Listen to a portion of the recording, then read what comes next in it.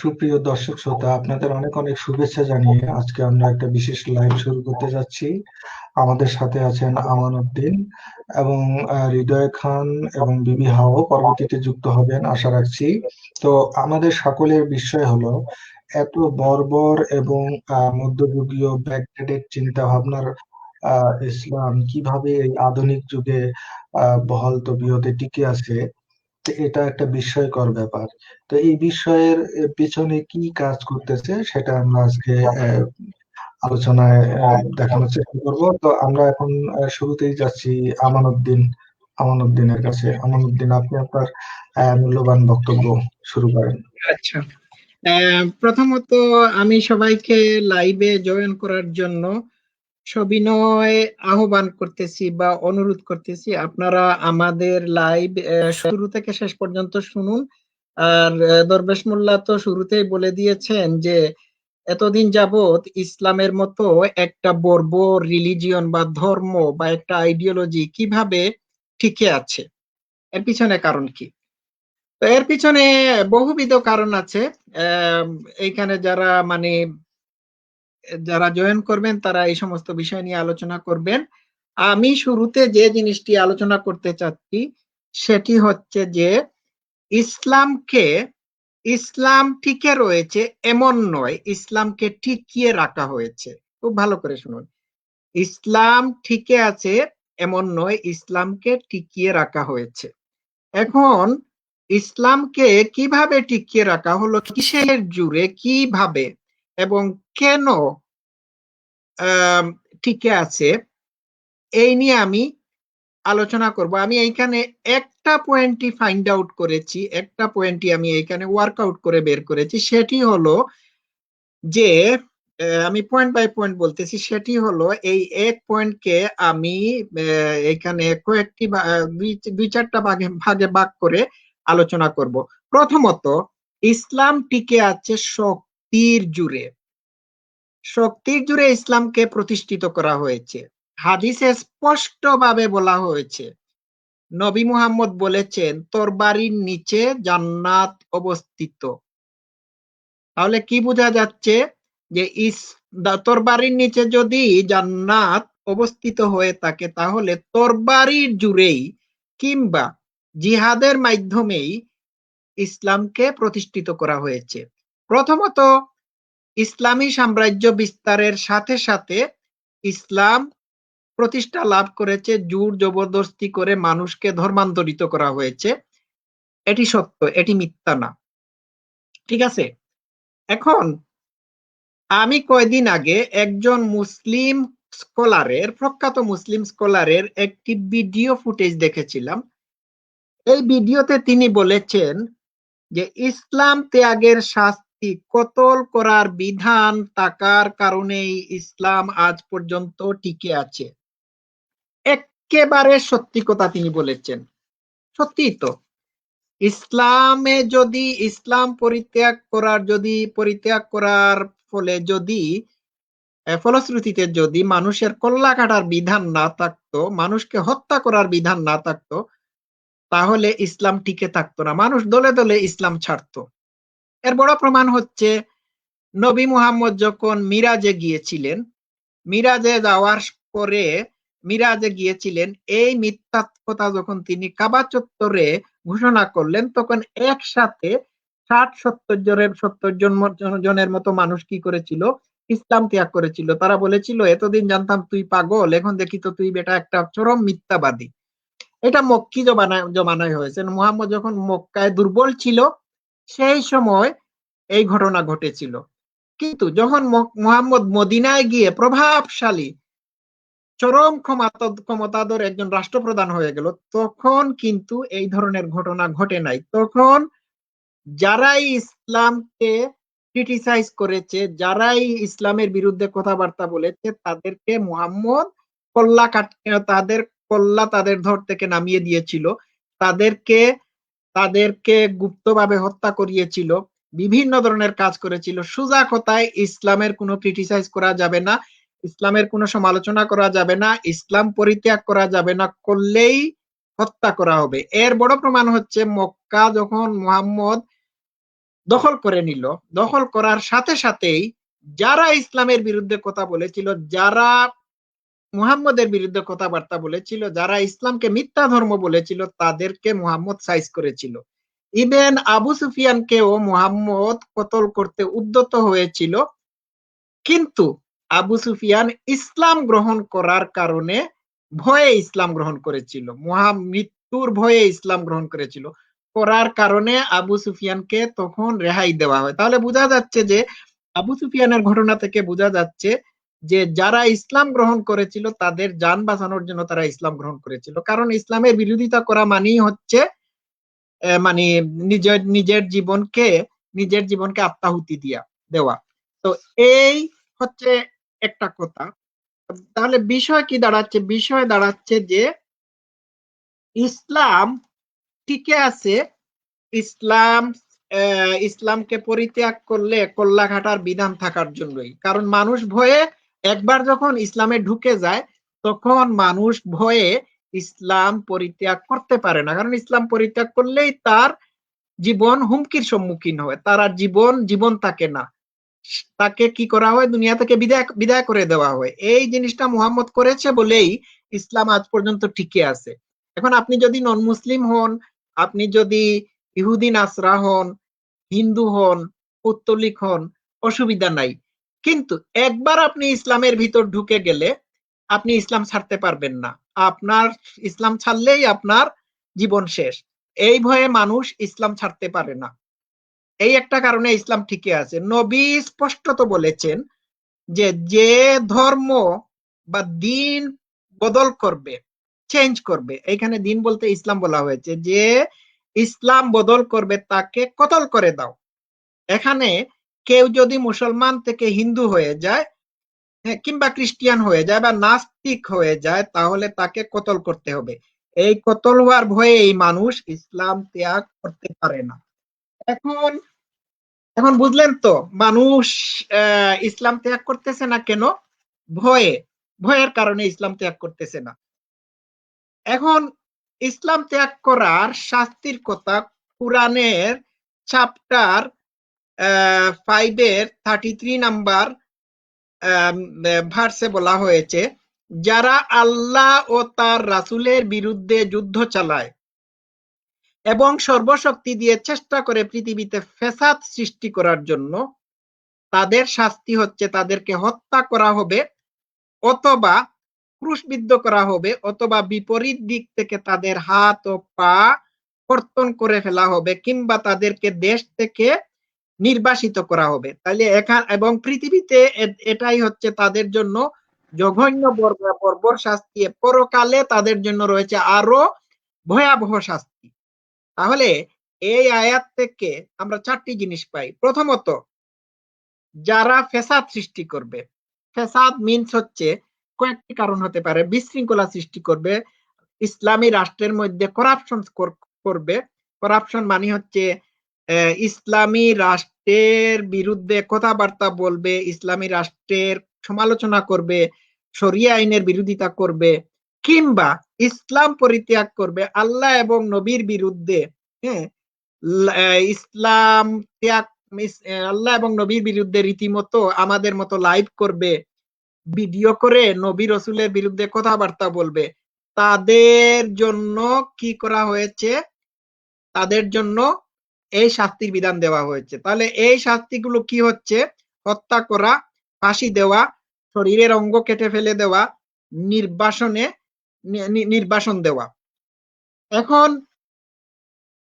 এটি, এই যে ইসলাম পরিত্যাগ করলেই আপনাকে এই শাস্তি দেওয়া হবে, এই যে বর্বর শাস্তি দেওয়া হবে, ক্রুশবিদ্ধ করা হবে, এমন না।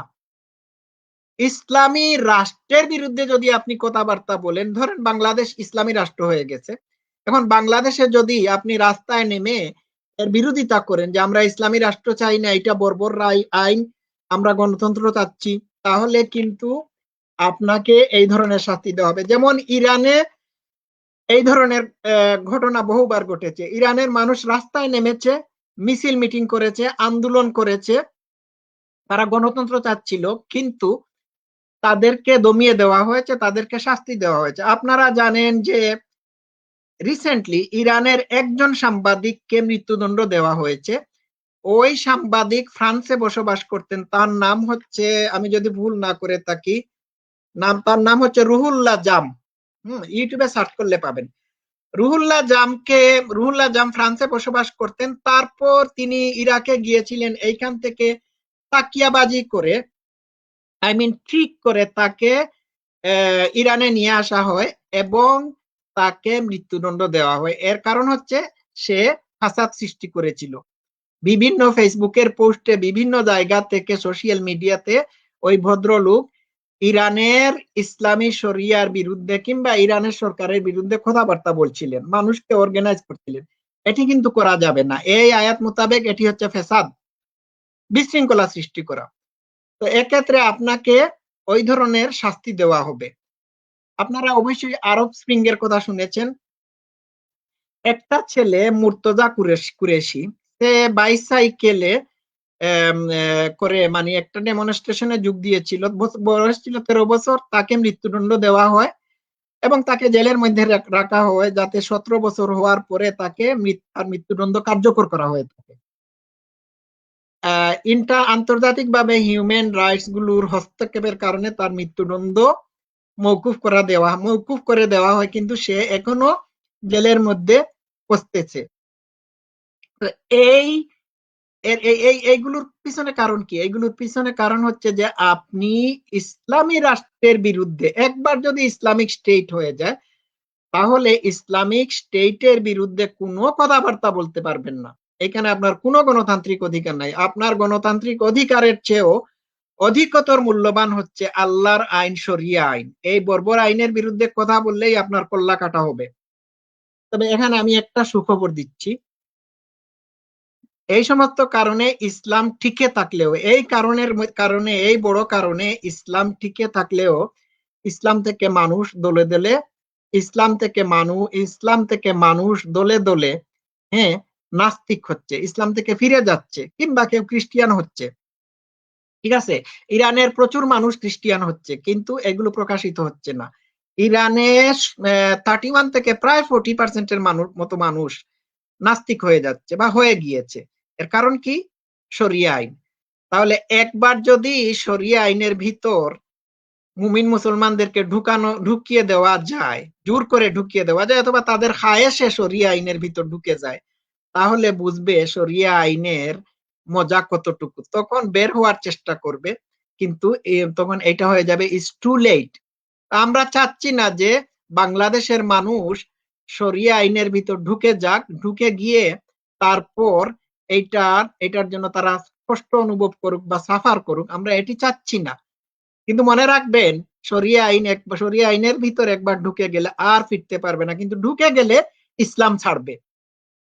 তো ইসলাম থেকে মানুষকে ফিরানোর অন্যতম একটা বড় পথ হচ্ছে তাদেরকে শরিয়া আইনের টেস্টটা অনুভব করার সুযোগ দেওয়া। কিন্তু আমরা সেটি চাচ্ছি না। এই বর্বর আইনের দ্বারা মানুষ সাফার করুক, আমরা সেটি চাই না।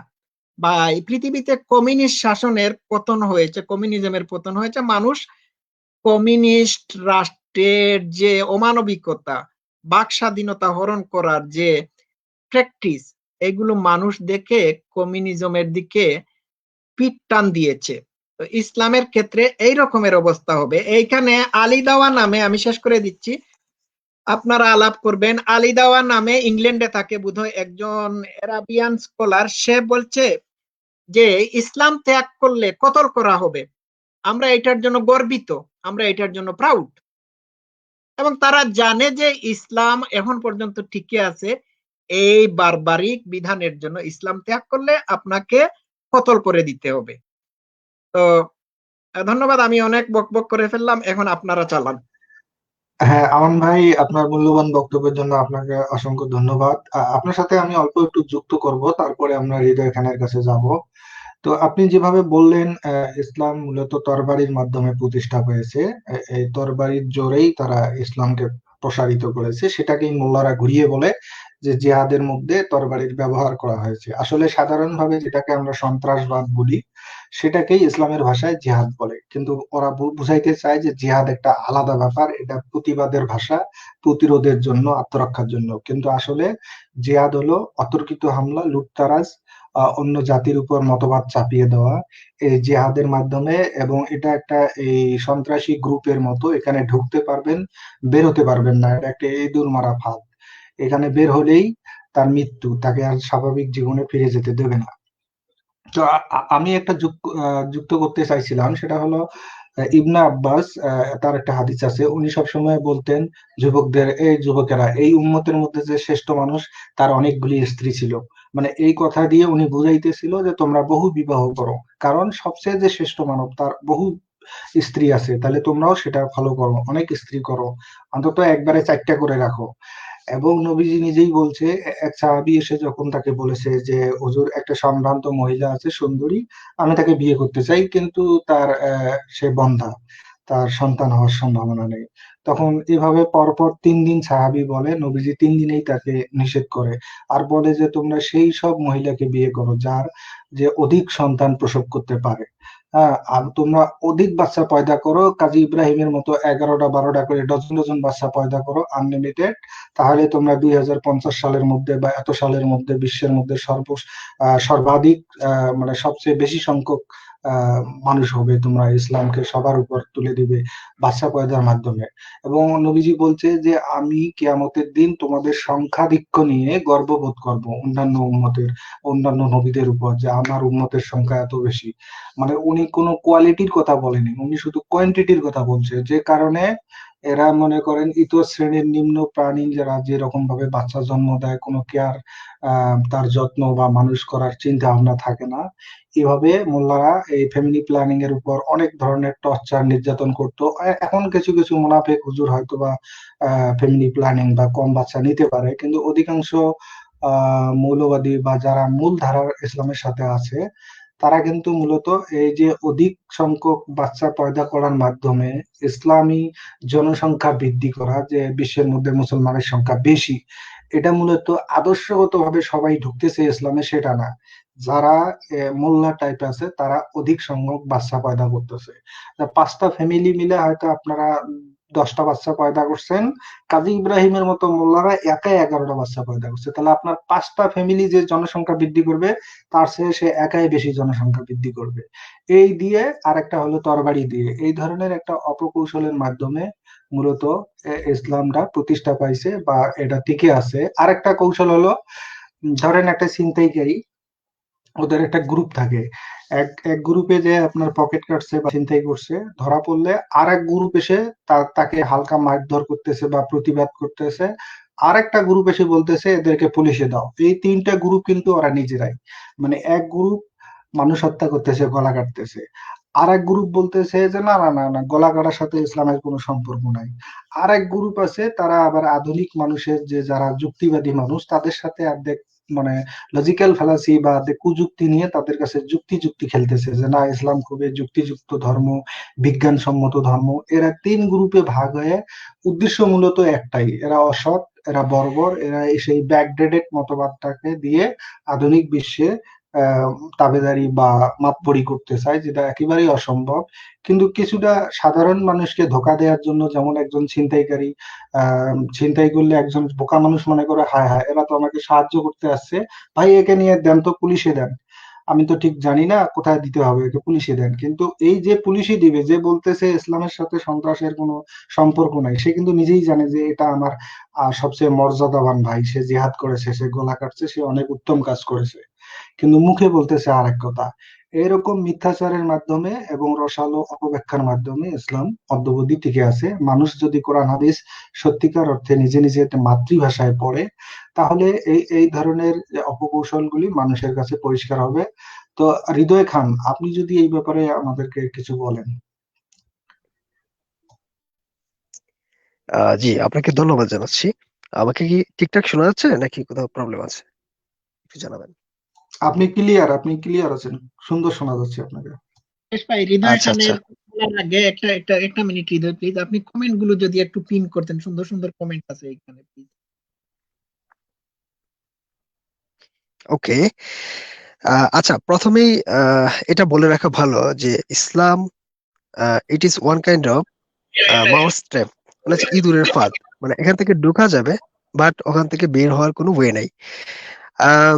সো ব্যাপারটা বুঝতেই পারছেন আসলে কোন দিকে যাবে। তো প্রথম কথা হচ্ছে যে ইসলামে আমি যেটা মনে করি, ইসলামের মধ্যে দুটি ভাগ রয়েছে বা দুটি ক্লাসিফিকেশন রয়েছে। সেটা হচ্ছে, একটা হচ্ছে যারা ইসলামটাকে মোটামুটি বুঝেন এবং সেটাকে একটা পেশা হিসেবে তারা নিয়েছেন। মানে হচ্ছে ওখান থেকে তারা রুজি রুটির ব্যবস্থা করে তারা খাবে, এই জন্য হচ্ছে তারা একটা লেভাস ধরে আছে এবং সেটা মানে ধর্ম ব্যবসায়ী আমরা যাদেরকে বলি আর কি, তারা হচ্ছে ধর্মটাকে পুঁজি করে তারা একটা ব্যবসা করতেছে এবং হাই প্রোফাইল লাইফ লিডিং করতেছে। আর দ্বিতীয় যেটা, আরো যারা ভালো রকম ভাবে বুঝে গেছেন রিলিজিয়াসটা আসলে কি, অর্থাৎ ইসলামটা কি, তারা হচ্ছে অজ্ঞেয়বাদী, নাস্তিক অথবা সংশয়বাদী হয়ে আছেন। হ্যাঁ, এই হচ্ছে ব্যাপার। বাট আপনি অরিজিনাল মুমিন এই পৃথিবীতে কোথাও পাবেন না। এই ব্যাপারে আমার একটা সেপারেট ভিডিও ছিল, আপনারা চাইলে দেখতে পারেন। বাই দ্য ওয়ে, তো আসলে ইসলামে যারা আছেন, আমি তো বললামই তারা হচ্ছে ধর্ম ব্যবসায়ী, এবং আরেকটা হচ্ছে যারা হচ্ছে নাস্তিক। এখন মূল ব্যাপারটা হচ্ছে ইসলাম আজ পর্যন্ত কেন এত মাথা ঝাড়া দিয়ে উপরে আছে বলে মানুষ মনে করে, এবং চারদিকে কেন এত অ্যাক্টিভিটিস যেগুলো আমরা অন্যান্য ধর্মে তেমন একটা দেখি না বা পরিলক্ষিত হয় না। পৃথিবীতে সবচেয়ে বেশি ধর্মাবলম্বীদের সংখ্যা হচ্ছে খ্রিস্টান ধর্ম, এটা অনেকেই জানেন, এবং সেকেন্ড হচ্ছে যে ইসলাম ধর্ম। এখন বিষয় হচ্ছে যে ইসলামের এত অ্যাক্টিভিটিস আমরা চারদিকে দেখতে পাচ্ছি, সেটা আউট অফ দিক থেকে হচ্ছে আরেকটা বিষয় প্রমাণ করে যে আপনি যখন কোনো একটা বিষয়কে, কোনো একটা জিনিসকে বারবার চর্চা করবেন বা প্র্যাকটিস করবেন, তখন কিন্তু এটা আপনার মনে থাকবে এবং এটা স্প্রেড হবে চারদিকে। ধরুন একটা উদাহরণ দিই, সেটা হচ্ছে আপনার বাসার পাশে কোনো একটা ফিল্ড রয়েছে এবং সেখানে অনেক খেলাধুলা হয়। এর মধ্যে হচ্ছে ফুটবল খেলাকে মিন করছি আমি। প্রতিদিনই খেলাধুলা হয়। তখন এই এই ফিল্ডের আশেপাশে যে সমস্ত বাচ্চা কাচ্চাগুলো রয়েছে, তারা হচ্ছে ওই খেলাটার দিকে কিন্তু বেশি ঝুঁকবে। অর্থাৎ এই ফুটবলটাই কিন্তু তারা খেলবে। অন্য যদি ক্রিকেট খেলা থাকে সেটা আলাদা কথা, তারা খেলবে। বাট যদি একটাই ফিল্ড থাকে এবং সেখানে যদি সবসময় ফুটবল খেলা হয়, এই ফিল্ডের আশেপাশের বাচ্চাগুলো কিন্তু ফুটবল খেলাটাই দেখবে এবং সেটাই তারা শিখবে। অন্য খেলা কিন্তু বাস্কেটবল বলুন, ভলিবল বলুন, তারপর হচ্ছে হকি, অন্যান্য অনেক যে সমস্ত খেলা আছে সেগুলো সম্পর্কে তাদের আইডিয়া থাকবে না। তো এটা খুবই সিম্পল ব্যাপার। যেহেতু বাংলাদেশের মধ্যে যে সমস্ত ধর্মান্ধ পরিবার রয়েছে, একটা বাচ্চা কাচ্চা জন্মগ্রহণ করার পরেই তাদেরকে ধর্মীয় অ্যাক্টিভিটিস গুলো তাদের কাছে দেখানো হয়, শোনানো হয়। এবং ইসলামের রুলস এবং রেগুলেশনের মধ্যে যদি আমি চাই, সেটা হচ্ছে একটা বাচ্চা জন্মগ্রহণ করার পরেই সে যখন মোটামুটি ভাবে কথা বলতে শুরু করে, তখনই তাকে কালেমা শেখানো হয়, অন্যান্য অনেক ব্যাপার স্যাপার তাকে শেখানো হয়, এবং নামাজে যাওয়ার জন্য মারধরও করা হয়। তো এই যে একটা মানে জোর করা, ফোর্স করে তাকে একটা ধর্মের বলি তার ভিতরে দিয়ে দেয়া, এটাও কিন্তু আরেকটা কারণ আমাদের সমাজে ধর্মটা এক্সিস্ট করা, অর্থাৎ ইসলাম ধর্মটা আজ পর্যন্ত মানে বেঁচে থাকার পিছনে এটা আরেকটা কারণ। এবং সবচেয়ে বড় কারণ যেটা অলরেডি জনাব আমানুদ্দিন সাহেব বলেছেন, সেটা হচ্ছে যে এই ধর্মটা আহ, এটা অ্যাকসেপ্ট করা যাবে। অ্যাকসেপ্ট করলে হচ্ছে আপনাকে খুবই আনন্দের সহকারে অ্যাকসেপ্ট করা হবে। বাট যখন আপনি এখান থেকে বের হয়ে যাবেন বা চাইবেন ওখান থেকে নিজেকে আড়াল করতে, তখনই হচ্ছে আপনাকে গলা কাটতে আসবে তারা। তো কেউ নিশ্চয়ই চাইবে না যে তার নিজের প্রাণটা এভাবে চলে যাক।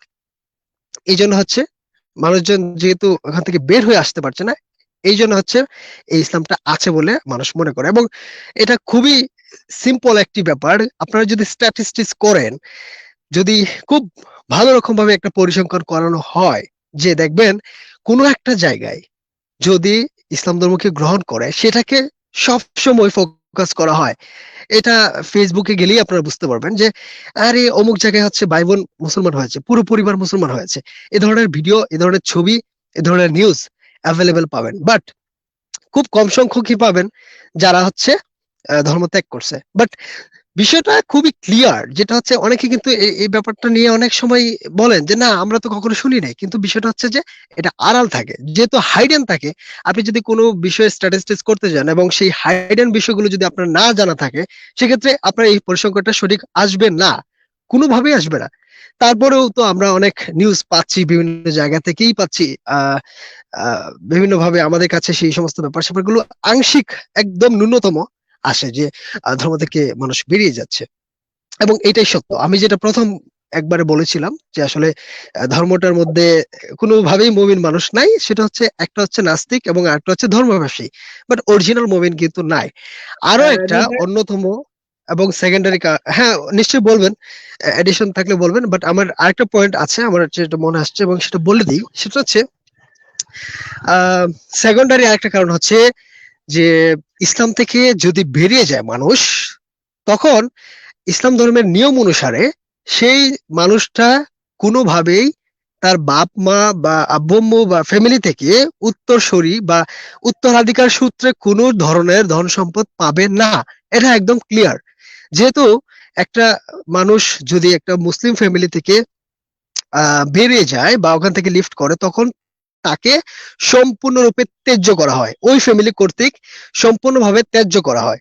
তার কোনো ধরনের শেল্টার, কোনো ধরনের স্যাম্পাথিটিও তার প্রতি দেখানো হয় না। হ্যাঁ, বেশ কিছু নিয়ম আছে। আপনাকে ধরুন প্রথমে হচ্ছে তওবা করানোর জন্য একটা চান্স দেওয়া হবে, এবং পরবর্তীতে সেটা যদি একটা ফ্যামিলি গোত্র হয় সেক্ষেত্রে হচ্ছে এই জায়গাটার মধ্যে জিজি ট্যাক্সের একটা ব্যাপার ব্যাপার আছে, তারপর হচ্ছে জায়গা থেকে উচ্ছেদ, এবং লাস্ট হচ্ছে কতল করা। এই তিনটা স্টেজ আছে, আমি স্টেজ গুলোতে যাচ্ছি না। আমি জাস্ট একটা ফ্যামিলি থেকে যদি একটা বাচ্চা বেরিয়ে আসতে চায়, সেক্ষেত্রে তার যে পরিস্থিতিগুলো হয় সেটা হচ্ছে, যদি তার ফ্যামিলি ধার্মিক হয় পুরোপুরি ভাবে, তাহলে ওই ছেলেকে বা ওই সন্তানটাকে হচ্ছে ত্যায্য করে দেওয়া হয়। সেক্ষেত্রে ওই সন্তান ওই ফ্যামিলি থেকে কোনো প্রকার উত্তরাধিকার সূত্রে সম্পত্তি পাবে না, এবং সেটা না পাওয়ার কারণে হচ্ছে সে নিজেকে হাইড রাখে।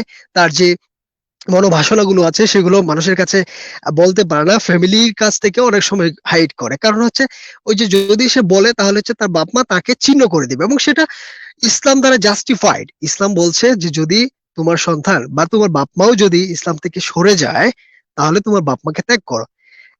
এটা কি ধরনের মানবতামূলক ধর্ম হতে পারে আপনারা নিজেরাই একটু বিবেচনা করবেন, যে ধর্ম পরিবারের সন্তান বা সদস্যদেরকে ছিন্ন করে দেয় শুধুমাত্র এই ধর্মীয় মতবাদের কারণে। তাহলে বুঝতেই পারছেন এই সমাজে, বর্তমান এই আধুনিক বা মডার্ন সোসাইটিতে এই ধর্মটা কতটুকু বর্বর একটা ধর্ম, যেটা পরিবারে এবং রক্তের সম্পর্ককে আলাদা করে দেয়, এবং এই মানুষটাকে কতল পর্যন্ত করতে তারা দ্বিধাবোধ করে না। সেটা আমরা অনেক জায়গা থেকে এই ধরনের ঘটনা পাই। বাবা তার সন্তানকে হত্যা করতে চায় যখন জানতে পারে যে তার ছেলে ধর্ম থেকে বেরিয়ে আসছে। মানে what kind of nonsense is that?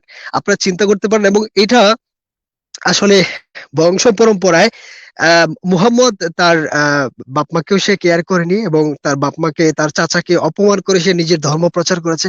ওই সূত্র ধরে কিন্তু এটা ওয়ান কাইন্ড অফ সুন্নত। যাক, এটা আমি যাচ্ছি না, এই ব্যাপারে গেলে আলাদা একটা বিতর্কের সৃষ্টি হবে, কিন্তু আচ্ছা, মোট ঠিক কথা আছে হচ্ছে যে হৃদয় খান, আপনাকে হ্যাঁ, আমি অসংখ্য ধন্যবাদ। হৃদয়ের সাথে আরো দুই আচ্ছা তিনটা বলুন পয়েন্ট। আপনারা, হ্যাঁ কোনো কিছু এডিটর থাকতে ধর্মেশ থাকলে ভাই, বলুন। হ্যাঁ, হৃদয়, আপনার সাথে আমি দুই একটা পয়েন্ট এখানে এড করতে চাচ্ছি। খুব সুন্দর বক্তব্য, ধন্যবাদ। আমি 1 মিনিট 2 মিনিট সময় নেব, এখানে আরো আলোচক আছে, ওনারা আলাপ করবেন। প্রথমত, আমি এখানে একটা পয়েন্ট, আমি যে প্রথমত বলেছিলাম যে ইসলামের যে ব্লাসফেমি আইন যেটা আছে, এইটার কারণে ইসলাম টিকে আছে, মানে ইসলাম ছাড়বে তো তোমার কল্লা যাবে। হ্যাঁ, এইটা হচ্ছে। আর হৃদয় যে এখানে বলেছে যে মা বাবার সাথে সম্পর্ক নষ্ট হয়ে যায়, সম্পত্তিতে উত্তরাধিকার পায় না, এটি অন্যতম একটি কারণ। কারণ কোন সন্তান যদি ইসলাম পরিত্যাগ করে, তাহলে তার সম্পত্তি হারানোর ভয়ে সে আহ, মানে হারানোর ভয়ে কোনো সন্তান মানে তা ইসলাম পরিত্যাগ করবে না। আর আরেকটা ব্যাপার, আমাদের ইংল্যান্ডে যেটা হচ্ছে, আই মিন ইউরোপিয়ান কান্ট্রিতে যেটা হচ্ছে, যেটা দরবেশ মোল্লা অলরেডি উল্লেখ করেছেন, এইখানে দেখা গেছে যে খ্রিস্টিয়ান মহিলারা মানে ইসলামে কনভার্টেড হচ্ছে, ইচ্ছা করে কনভার্টেড হচ্ছে না। ইসলামের একটা বিধান হচ্ছে যে আপনি যদি কোনো মেয়েকে ভালোবাসেন, আপনি যদি মুসলমান হয়ে থাকেন, আর আপনি যদি মুসলমান পুরুষ হয়ে আপনি কোনো মেয়েকে যদি ভালোবাসেন, তাহলে তাকে আপনি ইসলামে ইসলামে দীক্ষিত করতে হবে, সে ইসলাম ধর্ম গ্রহণ করতে হবে, ইসলাম ধর্ম গ্রহণ করতে হবে। এখন দেখা গেছে ইংল্যান্ডে যে সমস্ত পাকিস্তানি, বাংলাদেশি মুসলমান, টার্কিশ এরাবিয়ান মুসলমান রয়েছে, এরা গণহারে, হ্যাঁ, এই ইয়েদেরকে, ইংলিশ খ্রিস্টিয়ানদেরকে কি করতেছে, বিয়ে করতেছে। বিয়ে করার পরপরই দেখা যায় এরা হিজাব লাগিয়ে রাস্তাঘাটে হাঁটাচলা করতেছে। এর মানে হচ্ছে কি, যে এরা কি করে বিয়ের মাধ্যমে নন মুসলিমদেরকে বিয়ে করে, নন মুসলিম মেয়েদেরকে বিয়ে করে এরা ইসলামে কি করতেছে, ইসলামে ধর্মান্তরিত করতেছে, ইসলাম ধর্মে দীক্ষিত করতেছে। তো এইটা অন্যতম কারণ, যে এই কারণে আধুনিক বিশ্বে ইসলাম টিকে আছে। আর আরেকটি কারণ হচ্ছে, এখানে হৃদয় বলেছে যে বাচ্চাদেরকে জন্ম হওয়ার সাথে সাথেই ইসলাম দিয়ে কি করা হয়, ব্রেইন ওয়াশ করা হয়। যেমন বাচ্চা জন্মার সাথে সাথেই, একটা পুরুষ ছেলে, বাচ্চা ছেলে জন্মগ্রহণ করার সাথে সাথেই তার কানে আযান দেওয়া হয়। এরপর থেকে প্রক্রিয়া শুরু হয়, তাকে নামাজের তালিম দেওয়া হয়। যেমন নবী বলেছে 7 বছর বয়সে নামাজের আদেশ করো, নাকি কি এটা দরবেশ মোল্লা বলবেন 10 বছর বয়সে নামাজ না পড়লে পিটাও। এই যে ইসলামের রিচুয়াল গুলো, বা ইসলাম যে একটা সত্য ধর্ম, এটা আল্লাহর কাছ থেকে এসেছে, এটা একমাত্র ধর্ম, এইটা খুব ছোটকাল থেকেই এটা বাচ্চাদের মাথার মধ্যে ব্রেইন ওয়াশ করে দেওয়া হয়।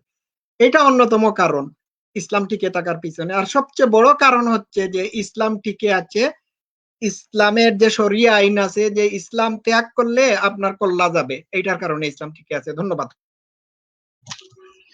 আচ্ছা, আমরা এখন কৃষ্ণ নবী না মোহাম্মদ জন, আপনি একটু সংক্ষিপ্তভাবে বলবেন আমাদের এই ইসলাম কেন এত বর্বর, এত ব্যাকডেটেড থাকার পরেও আধুনিক যুগে টিকে আছে? একটু সংক্ষিপ্তকারে বলবেন, আরো বক্তা আছেন। শুভ সময়। আমার কথা কি আপনারা শুনতে পাচ্ছেন? জি, আমরা শুনতে পাচ্ছি, আপনি বলেন। আচ্ছা, থ্যাংক ইউ, আমাকে যোগ করার জন্য ধন্যবাদ। তো অ্যাকচুয়ালি তো আমার আগের বক্তারা অলরেডি বলে গেছেন, ইসলাম টিকে থাকার একটা মেইন কারণ হচ্ছে যে অ্যাপোস্টেসি যেটা আছে।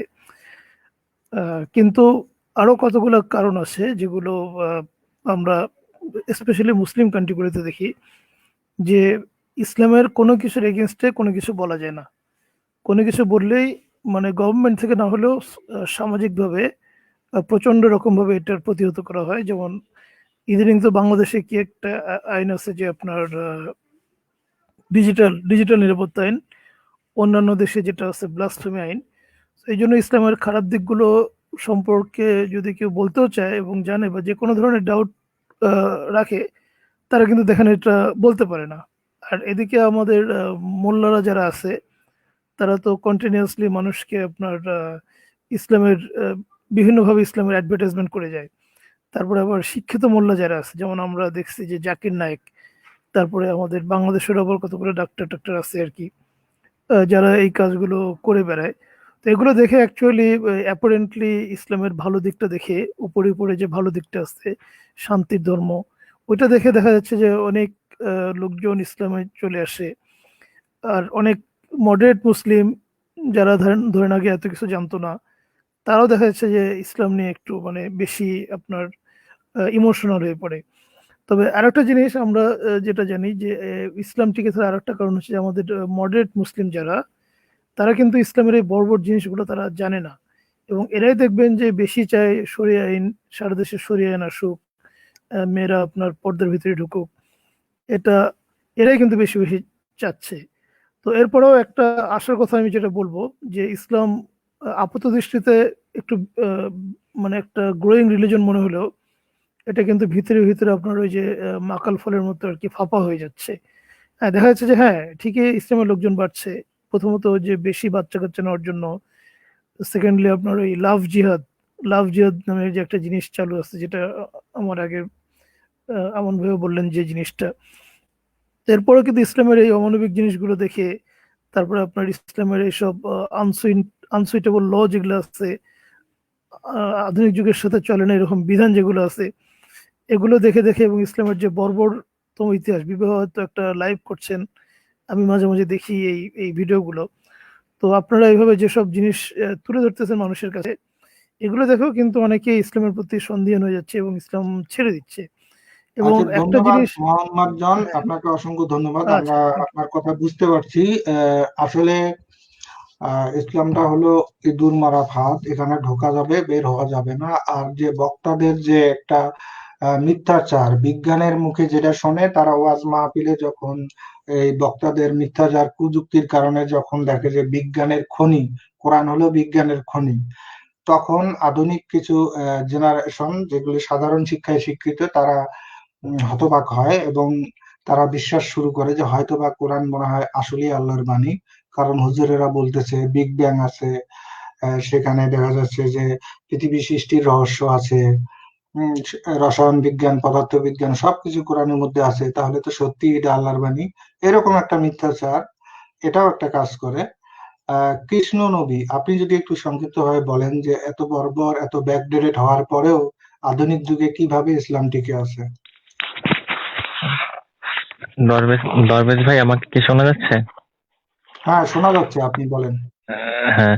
তো এই এই মানে আমি আমি যেহেতু হিন্দু ব্যাকগ্রাউন্ড থেকে, তো ধর্মগুলো টিকে থাকার মূল কারণই হলো স্পেশালি মিথ্যা কথা। যেটা ধর্মে আছে, ধরুন সম্পত্তি থেকে শুরু করে বিভিন্ন নিয়ম কানুন, সেইগুলোকে বর্তমান যারা ধর্ম প্রচারক আছে তারা সেই সত্যি কথাগুলো বলে না। তারা দেখবেন মূলত, আর যারা সত্যি কথা বলে তাদেরকে মডারেট, সে হিন্দু ধর্মের হোক আর ইসলাম ধর্মের হোক, মডারেট মুমিনরা তাদেরকে জঙ্গি বলে পছন্দ করে না। তো এই ইসলাম টিকে থাকার মূল কারণ হলো মিথ্যা কথা। আপনি দেখেন জাকির নায়ক। হ্যাঁ, হ্যালো। কৃষ্ণ নবী, ঠিক আছে, আপনি থাকুন। আপনি মূল পয়েন্টটা আমাদেরকে বুঝাইতে পারছেন যে মূলত হলো মিথ্যাচার, মানে ধর্মে যে ভালো ভাব, ভালো কথা নেই। তাফসীরুল মাহফিলে সেই ধরনের ভালো ভালো কিছু রসালো কথাবার্তা বলা, ধর্মগ্রন্থে যে বিজ্ঞানের কোনো ছিটাফোঁটা নাই। জাকির নায়কের মতো লেকচারাররা সেখানে বিজ্ঞান খনি দেখায় দেয় যেখানে অহরহ বিজ্ঞান আছে, এই মিথ্যাচারের আরেক মাধ্যমে। জি, বলুন। হ্যাঁ, আরেকটা পয়েন্ট ছিল, স্পেশালি মোহাম্মদের যে মদিনা জীবন, যখন তিনি মক্কা থেকে হিজরত করলেন মদিনা জীবন, সেই জীবনে মোহাম্মদ অনেকটা সেকুলার ছিল। তো সেটা বিবি হাওয়া আর অন্যান্য পেজে অনেক আলোচনা হয়েছে যে সেই সময় মোহাম্মদ অনেক সেকুলার ছিল। তো সেই সময়ের যে আয়াত ফায়াত গুলো, হাদিস ফাদিস গুলো, সেইগুলো মানে এই বর্তমান মডারেট মুমিনরা প্রচন্ড ভাবে ব্যবহার করে এবং হাদিসের ভুল ব্যাখ্যা তারা দেয়। হাদিসের ভুল ব্যাখ্যা দেয়, যার ফলে কি হয় যে যারা ইসলাম সম্বন্ধে সন্দিহান থাকে তারা কনফিউশনে পড়ে যায়। যেমন ধরেন যেমন মদিনা জীবনের অনেক অনেক আয়াত ফায়াত কিন্তু রহিত হয়ে গেছে, যেগুলো মডারেট মুসলিমরা নিজেরাও জানে না। যেমন এই যে ইহুদি খ্রিস্টানরা স্বর্গে যাবে, এইসব। তো আচ্ছা, এটাও একটা কৃষ্ণ কারণ। নবী, আপনাকে একটু সংশোধন করে দিচ্ছি। আসলে উনি মানবিক বা কিছু শান্তশিষ্ট ভাব দেখাইছে মক্কা জীবনে। আর মদিনা জীবনে যে যখন উনি ক্ষমতা পাইছে তখন উনি আয়াত নাযিল করেছে, কোবাও শামসু কোবাও, গিরায় গিরায় কোবাও। আর হুম, যখন উনি মক্কায় ছিল তখন বলছো যে লা ইকরাহা ফিদ্দিন, অথবা লা কুম দিনুকুম ওয়ালিয়া দিন, তোমার ধর্ম তোমার, আমার ধর্ম। হ্যাঁ হ্যাঁ, তো আমি আমরা সেটাই বলতে আরেকজনের কাছে যাই। কৃষ্ণ নবী, আমাদের অনেকেই আছে এবং বিবি হাওয়া আমাদের একজন বিশিষ্ট আলোচক আছেন। আমরা সংক্ষিপ্তভাবে নীল আকাশ, আপনি শুধু একটা কমেন্ট করবেন যদি আপনি কোনো যোগ করতে পারেন এই আলোচনার। নীল আকাশ। হ্যালো, আসসালামু নীল আলাইকুম। আকাশ। হ্যালো, আসসালামু ওয়ালাইকুম আলাইকুম। আসসালাম। আমাদের ওয়ালাইকুম ধর্মটা আমাদের আসসালাম। ধর্মটা একমাত্র টিকে রয়েছে। আমাদের বাংলাদেশি ভাইয়েরা বাংলায় কোরআন পড়ে না, বাংলায় হাদিস পড়ে না। মোল্লারা যে মিথ্যে কথা বলে, মিথ্যে কথার উপর নির্ভর করে তারা কোরআন আর ধর্ম পালন করে। আর এই কয়দিন আগে, মনে হয় সপ্তাহ হয় না এখনো, আমার একটা বন্ধু এসেছিলেন আমার বাসায়। আমি তাকে একটা কোরআনের আয়াত দেখালাম। কোরআন আয়াতটা যখন আমি বাংলায় আরবিতে দুটাই আছে দেখালাম, এর লাভ দিয়ে উঠছে, একেবারে লাভ দিয়ে, ভাই আমাকে দেখাও না, আমি মাপ চাই।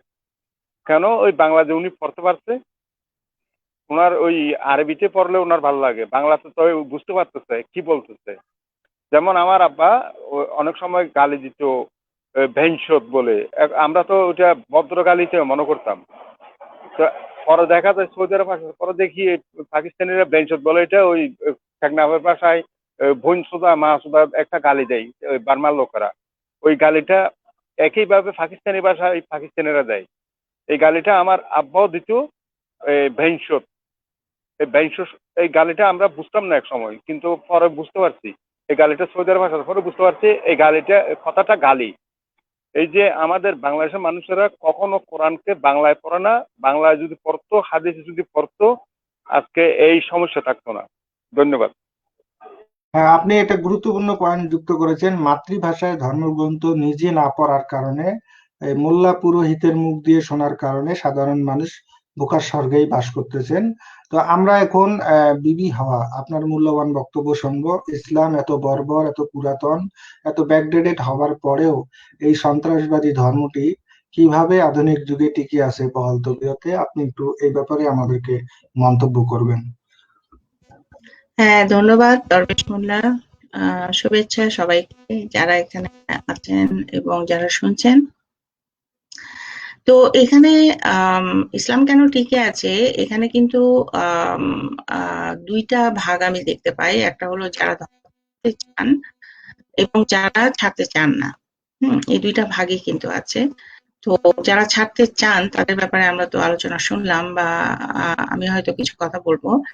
আর যারা ছাড়তে চান না তাদের কারণটা কি, কেন তারা ছাড়তে চায় না, তাই না? সেটার ব্যাপারেও আপনারা কিছু কিছু কথা এনেছেন।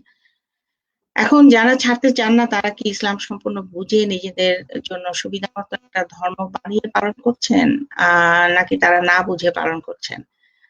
ইসলাম কেন টিকে আছে এটা বলতে গেলে আসলে কিন্তু আমাদেরকে সামগ্রিকভাবে ধর্মের উৎস, মানে কেন ধর্মটা মানুষ তার জীবনের সাথে জড়ালো, এবং তার যে ঐতিহাসিক বিবর্তন, এবং নির্দিষ্টভাবে ইসলাম ধর্ম সেখানে কিভাবে অগ্রসর হলো, প্রতিষ্ঠিত হলো, সেটা কিন্তু আলোচনা আসা দরকার। কিন্তু আজকে তো আমাদের আলোচনার মানে প্রত্যাশা সেই জায়গাটা না যে ঐতিহাসিক ব্যাপারগুলি ব্যাখ্যা করা। তো মূল কিছু কারণ এখানে আলোচনা করা হচ্ছে। আমি মূল কিছু কারণ বলবো। প্রথমত হচ্ছে যে ধর্ম যে কারণে টিকে আছে, ইসলাম ধর্ম সেই কারণে টিকে আছে, প্রধানত, তাই না? মানুষ তার জীবনের বিভিন্ন অনিশ্চয়তা, নিরাপত্তাহীনতা, তারপরে এই বিশ্ব ব্রহ্মাণ্ডের নানা বিষয়ে প্রশ্নের জবাব খুঁজতে চাওয়া, মৃত্যু ভীতি, এইসব কারণে মানুষের আশ্রয়ের জায়গা হলো ধর্ম, যেখানে সে কাল্পনিক ঈশ্বরের ক্ষমতাকে আশ্রয় করে মানুষ নানা ধর্ম পালন করে। তো সমাজের অন্য সবকিছু যেরকম আস্তে আস্তে সভ্যতার অগ্রসর হওয়ার সাথে সাথে যেমন একটা প্রাতিষ্ঠানিক রূপ পেয়েছে, ধর্মও কিন্তু সেইভাবে একটা প্রাতিষ্ঠানিক রূপ পেয়েছে। এই প্রাতিষ্ঠানিকতা পাওয়াটা হচ্ছে কিন্তু একটা ধর্মের টিকে থাকার জন্য একটা বিশাল ব্যাপার, একটা শক্তির ব্যাপার। তো ধর্ম যখন প্রাতিষ্ঠানিক ছিল না তখনও কিন্তু ঈশ্বর ছিল, এবং মানুষের মধ্যে যারা মাধ্যম হিসাবে কাজ করেছে, ঈশ্বর এবং মানুষের মধ্যে যারা মাধ্যম হিসেবে কাজ করেছে, তারা কিন্তু ছিল সমাজের ক্ষমতা। ধর্ম এবং ক্ষমতা, এটা যদি আমরা ভালোভাবে খেয়াল করি সেটা আমরা দেখবো যে ধর্ম এবং ক্ষমতা ছিল। একটা সময়ে, প্রাথমিক সময়ে ধর্ম এবং ক্ষমতা একই ছিল, কিন্তু পরে যখন ধর্ম এবং ক্ষমতা আলাদা হলো তখনও কিন্তু তারা একে অন্যের বন্ধু হিসেবে থেকেছে, সহযোগিতা হিসেবে থেকেছে, তাই না? এখন ক্ষমতার উদ্দেশ্য কি? ক্ষমতার উদ্দেশ্য হচ্ছে সাধারণ মানুষদেরকে নিয়ন্ত্রণে রাখবে। ধর্ম কি করে? সেই মানুষদেরকে নিয়ন্ত্রণে রাখার ব্যাপারে সেই ক্ষমতাকে, বা এখন যে রাষ্ট্র থাকে সেই ক্ষমতাকে সাহায্য করে, তাই না? তো এটা হচ্ছে একটা প্রথম বিষয়টা। দ্বিতীয় বিষয় হচ্ছে যে এখন প্রশ্ন হতে পারে যে ধর্মগুলির মধ্যে ইসলাম কেন টিকে আছে, তাই না? তার মানে আমরা এখানে একটা প্রতিযোগিতার কথা বলছি। সেই প্রতিযোগিতায় ইসলাম ধর্মের এত সাফল্য কেন আসলো? কেন পৃথিবীর বিশ্বের দ্বিতীয় বৃহত্তম একটা ধর্ম হিসাবে সারা বিশ্বে ছড়িয়ে থাকলো? তো যখনই আমরা প্রতিযোগিতার কথা বলবো তখনই কিন্তু রাজনৈতিক ইসলাম প্রসঙ্গটা চলে আসে, তাই না? তো ইসলামের কি ব্যক্তিগত এবং রাজনৈতিক এই দুইটা অংশ আছে? আপাত দৃষ্টিতে কিন্তু মনে হয় যে একটা ইসলাম হচ্ছে ব্যক্তিগত ইসলাম, আর একটা ইসলাম হচ্ছে রাজনৈতিক ইসলাম। কিন্তু এটা আপাত দৃষ্টিতে মনে হলেও আসলে কিন্তু ইসলাম হচ্ছে পুরাটাই একটা রাজনৈতিক ধর্ম। হ্যাঁ, রাজনৈতিক ধর্ম। কারণ প্রত্যেকটা মুসলমানের ইমানি দায়িত্ব হচ্ছে যে ইসলামকে সমগ্র পৃথিবীতে কায়েম করতে হবে, সরাসরি করতে হবে অথবা সহযোগিতা করতে হবে করার ব্যাপারে। তাই যারা মনে করেন যে ইসলাম ধর্ম আমার ব্যক্তিগত চর্চা, অন্যরা কি করছে না করছে, আমি শান্তিতে থাকতে চাই, আমার তাতে কিছু যায় আসে না, আহ এটা কিন্তু তারা কিন্তু অজ্ঞতার মধ্যে বাস করছেন, স্বেচ্ছায় বা অনিচ্ছায় যেটাই হোক। তারা ইসলামকে হয় জানেন না, অথবা জেনেও তারা একটা মুখোশ পরে আছেন। তারা কোরআন হাদিস বুঝে পড়েননি, বা পড়লেও অন্ধবিশ্বাসের জায়গাটাকে তারা ঠিক রেখেছেন। এখন রাজনৈতিক ইসলাম, আমরা তাহলে কিসে আসলাম? সেটা হলো যে ইসলামে কোনো ব্যক্তিগত ইসলাম নেই, ইসলাম হচ্ছে রাজনৈতিক ইসলাম, তাই না? প্রত্যেক মুসলমানের ইমানি দায়িত্ব এই ব্যাপারে। তাহলে রাজনৈতিক ইসলামের উদ্দেশ্য কি হবে?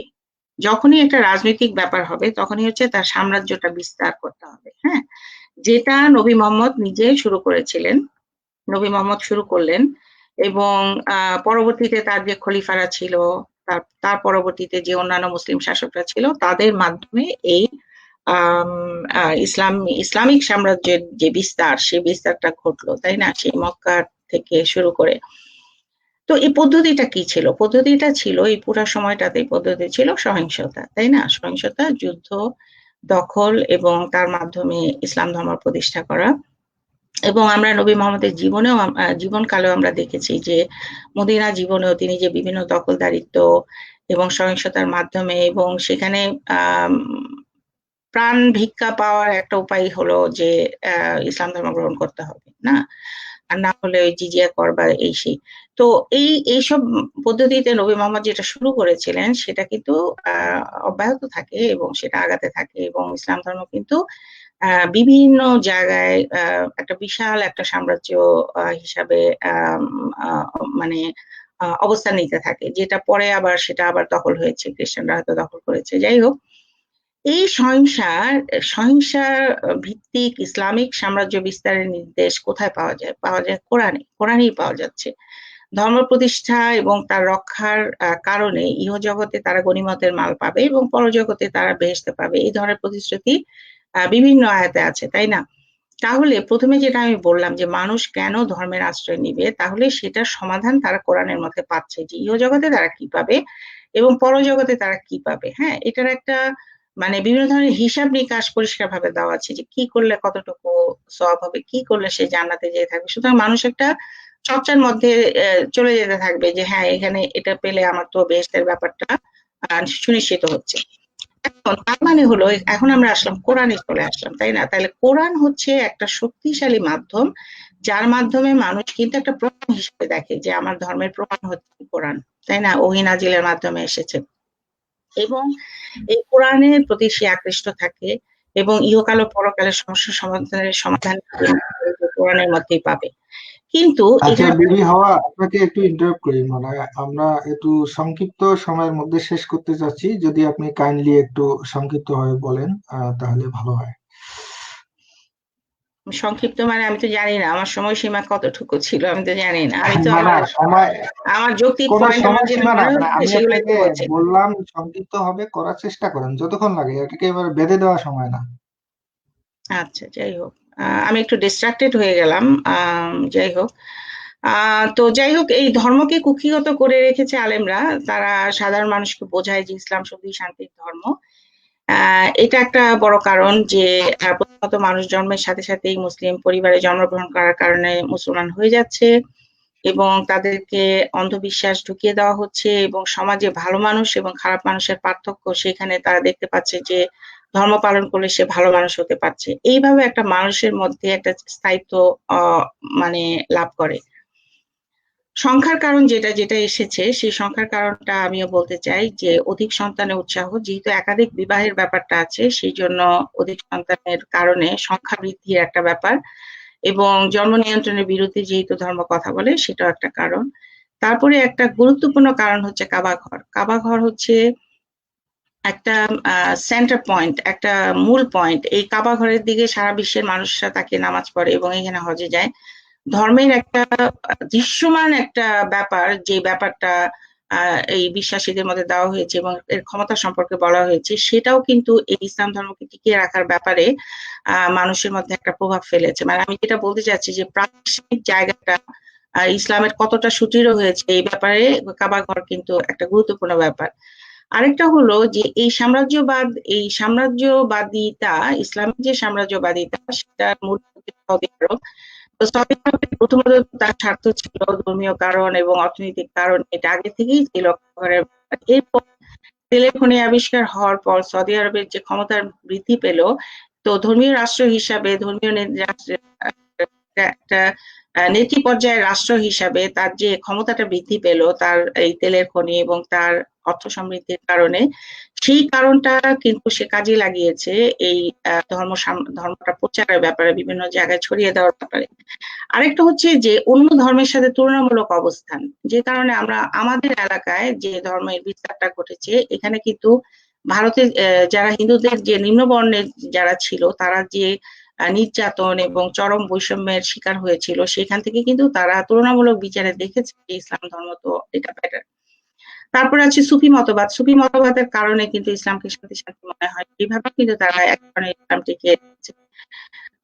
কথা হচ্ছে যে প্রাতিষ্ঠানিকতা, তারপরে জন্মের সাথে সাথে অন্ধবিশ্বাস মস্তিষ্কে প্রবেশ করানো, তারপরে সমাজে ভালো মানুষ খারাপ মানুষ এই ধর্মে দিয়ে বিচার করানো, তারপরে এই যে কিতাব থাকা একটা দৃশ্যমান প্রমাণ, কাবাঘরের অবস্থান, তারপর জন্মগতভাবেই মুসলমান হয়ে যাওয়া, তারপর অধিক সন্তান প্রসবের যে ব্যাপারটা, উইঘুরে যেটা চায়নাতে যেটা হচ্ছে যে উইঘুরের সন্তান তারা মানছিল না রাষ্ট্রীয় আইন, এটা একটা সমস্যা হয়েছিল তাদের সাথে।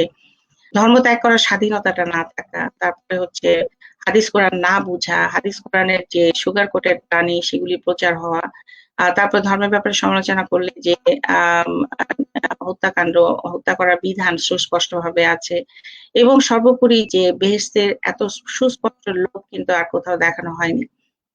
রক্ত সম্পর্কে যে ব্যাপারটা, সেখানে আমরা দেখেছি অনার কিলিং এর ব্যাপার আছে, সেই ভয় কিন্তু অনেকেই অনার কিলিং এর কারণে কিন্তু অনেক নারীরা কিন্তু তারা জানে যে অনার কিলিংটা হয়। ওয়ান ওয়ে টিকিট বলেছেন একজন, হ্যাঁ ওয়ান ওয়ে টিকিট, কিন্তু আমাদের এখানে দেখতে হবে যারা ছাড়তে চান না তাদের কারণটা কি, এখানে কি মডারেট মুসলিমদের কোনো বিশেষ ভূমিকা আছে? এখন অনেকে মনে করেন যে ভিতরে ভিতরে ইসলামটা ক্ষয়ে যাচ্ছে, ক্ষয়িষ্ণু হচ্ছে, কিন্তু আমি আশাবাদী হই না, এই জন্য যে এই যে ক্ষয় হচ্ছে সেখানে কিন্তু আরেকটা ভিন্ন মোড়ক তৈরি করা হচ্ছে, এই ভিন্ন মোড়কটা হচ্ছে মডারেট মুসলিমরা তৈরি করছে, এবং এই ভিন্ন মোড়কে মডারেট মুসলিম কিন্তু ইসলামের গ্রহণযোগ্যতা বাড়ানোর একটা চেষ্টা করছে মানে নতুন প্রজন্মের কাছে, এবং সেখানে বাড়ার সম্ভাবনাও দেখা যাচ্ছে। তাই ইসলামকে টিকিয়ে রাখার জন্য, এই মুহূর্তে ইসলামকে টিকিয়ে রাখার জন্য আমি মনে করি মডারেট মুসলিমদের ভূমিকা এখানে সবচেয়ে গুরুত্বপূর্ণ। ধন্যবাদ, আমি হয়তো বেশি সময় নিয়ে নিলাম, ধন্যবাদ। হ্যাঁ, ধন্যবাদ বিবি হওয়া আপনার গুরুত্বপূর্ণ বক্তব্যের জন্য। আপনি আচ্ছা। আমাদেরকে আরো বিশদভাবে পয়েন্টগুলি তুলে ধরেছেন। আমরা আগে এক একজন এক একটা পয়েন্ট তুলে ধরলেও আপনি মোটামুটি সবগুলি পয়েন্টেই টাচ করেছেন, হয়তো আরো কিছু বলতে পারতেন, কিন্তু আমরা ঘন্টার বেশি করতে চাচ্ছিলাম না, লাইভটা 1 ঘন্টার মধ্যে শেষ দিতে চাচ্ছিলাম। আসলে ইসলাম বা যে কোনো ধর্মই টিকে থাকার কারণ হলো উন্নয়নশীল বা দরিদ্র দেশগুলিতে রাজনৈতিক যে দুর্বৃত্তায়ন, তাদের সাথে একটা দহরম মহরম, চোরে চোরে মাসুদ ভাই, অর্থাৎ আলেম ওলামারা থাকে সরকারের দুর্বলতাতে পাড়া দিয়ে, সরকার থাকে আলেম ওলামাদেরকে একটা সাথে নিয়ে। এই যে একটা মানে দুর্বৃত্তায়ন, এটা একটা বড় কারণ। না হলে যদি কোনো দেশে যদি কোনো দুর্নীতি না থাকে, তাহলে সেই দেশ আলেম ওলামার পাছায় লাথি দিতে 5 মিনিটও লাগবে না। কিন্তু যখন সরকারের কোনো দুর্বল সাইড থাকে, তখন বাধ্য হয়ে এই দুর্বৃত্তদের এই ব্যাকডেটেড মালদেরকে সরকার সাথে রাখে, মানে কৌশল বা অপকৌশল হিসেবে সাথে রাখে। মূলত এরা এভাবেই পরগাছা হিসেবেই সমাজে টিকে থাকে এবং অনেক সময় সমাজের মাথায় উঠে হুঙ্কার দেয়। আমরা সব ভেজাল আপনি আনমিউট করে আজকের আলোচনার বিষয়ে সংক্ষিপ্তভাবে কোনো মন্তব্য করবেন 2-3 মিনিটের মধ্যে। ধন্যবাদ। আমাকে শোনা যাচ্ছে? হ্যাঁ, আপনাকে শুনতে পাচ্ছি। আচ্ছা, যে বিষয়টা ধরেন আপনারা তো ধরেন দেশের এবং আশপাশের প্রেক্ষাপটে বলেন, আমি পশ্চিমা বিশ্বে ধরেন বহু বছর ধরে থাকি।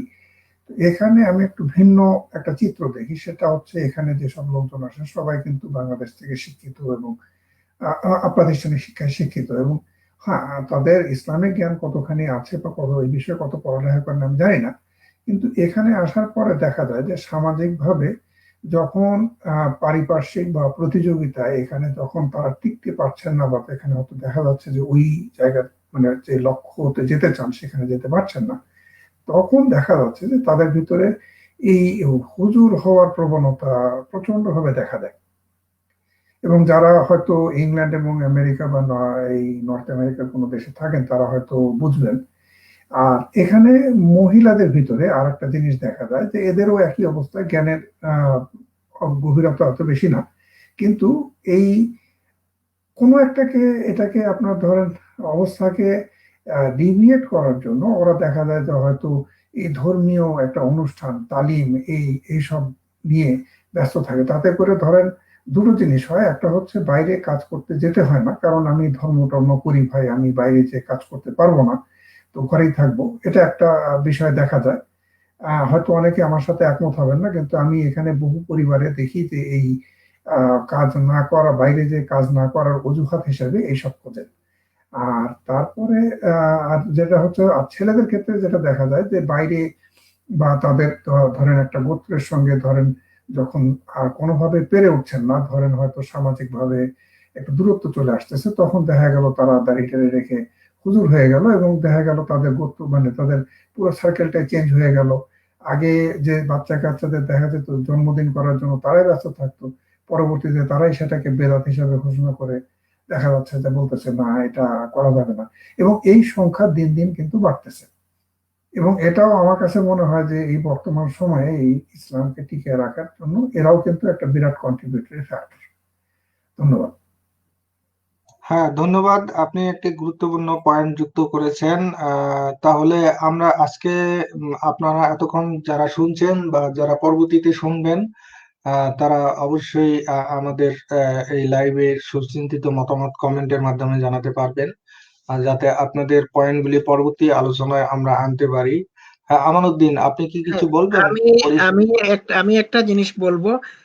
তো প্রথমত ধন্যবাদ জানাচ্ছি বিবি হাওয়া, আপনাকে, সব ভেজাল, হৃদয় খান, সবাই সুন্দর আলোচনা করেছেন।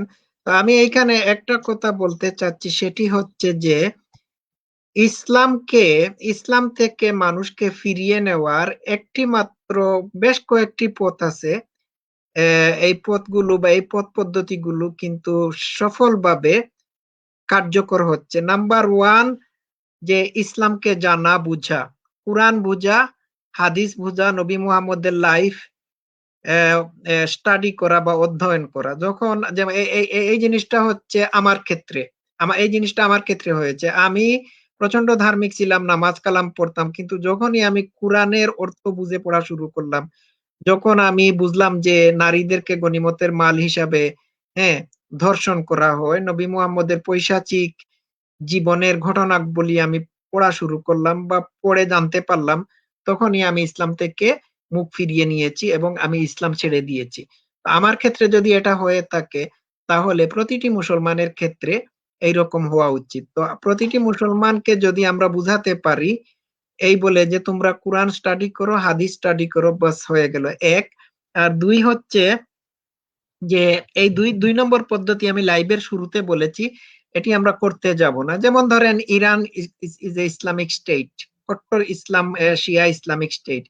এখন ইরানের, আমি ভুল হলে, ভুল কথা বললে আমাকে মাফ করবেন, খুব সম্ভবত আমি জানতে পেরেছি হারিস সুলতানের একটা ভিডিও দেখে আমি জানলাম যে 31% মতো ইরানের মানুষ ধর্ম ছেড়ে যাচ্ছে, মানে ইসলাম ছেড়ে দিয়েছে। এর কারণ হচ্ছে যে তারা শরিয়া আইনের যে বর্বর টেস্ট পেয়েছে, এই টেস্ট পাওয়ার পর থেকে তারা বুঝতে পেরেছে যে ইসলাম তাদের জীবনকে কিভাবে অতিষ্ঠ করে তুলে ফেলেছে।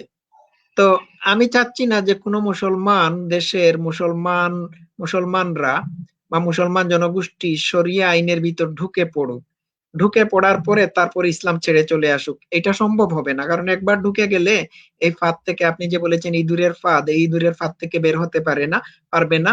আর তিন হচ্ছে যে ইসলাম থেকে মানুষকে বের করে নিয়ে আসার যে কাজগুলো শুরু হয়েছে সোশ্যাল মিডিয়া গুলোতে, ইউটিউবে, বিভিন্ন ব্লগে, হ্যাঁ, সব লাইভ অনুষ্ঠানগুলোতে সবগুলো কাজ করতেছে। এখন প্রচুর মানুষ ইসলাম ছাড়তেছে, এটা হচ্ছে একটা সুখবর। তো আমরা এই জিনিসগুলো আমরা করতে থাকবো। আর এক সময় আমরা সফল হব। ধন্যবাদ। আমার আর কোনো কিছু বলার নেই। ধন্যবাদ আমানুদ্দিন, এবং ধন্যবাদ জানাচ্ছি আরেকবার সবাইকে। এই সুযোগ পেলে সৌদি আরবের ইয়াং মেয়েরা ইউরোপে পালিয়ে যাওয়ার একবার সুযোগ দিলে অধিকাংশ মেয়েই পালিয়ে যাবে। ভালো থাকবেন সবাই।